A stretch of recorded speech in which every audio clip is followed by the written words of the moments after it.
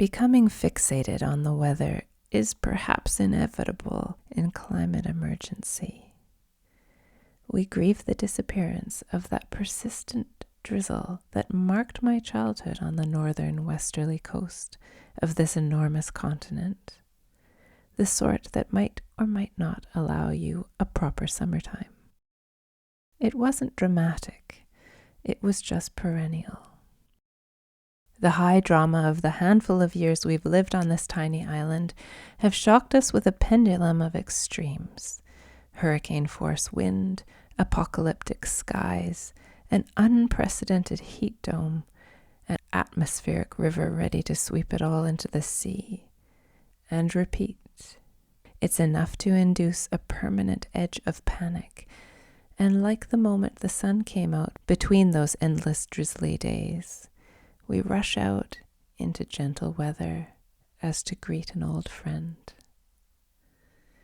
I can find gratitude even for this.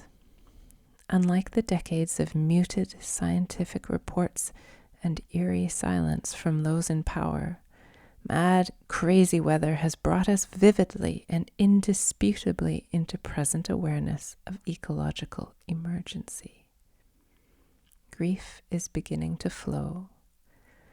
As Rob Hopkins, beloved visionary of imagination and transition, links the process we are experiencing with the 5 stages of grief, as Elizabeth Kubler-Ross articulated, I too see the denials, the anger, making way for bargaining and depression, perhaps by turns. Bargaining about just where we've gone so wrong and what we must relinquish to move into a way of life in alignment with making more life. Bargaining with those in power hasn't gone so well. If the stage we are moving inexorably towards is acceptance, let it be acceptance of responsibility, of the ability to respond, not just to sandbag the rivers and reinforce the dikes, but to ask why we've had the hubris to fill in lakes and redirect rivers at all. Not just to vacuum the water from the basements, but to ask how we might nurture surrounding soils and plant trees to hold water in living networks.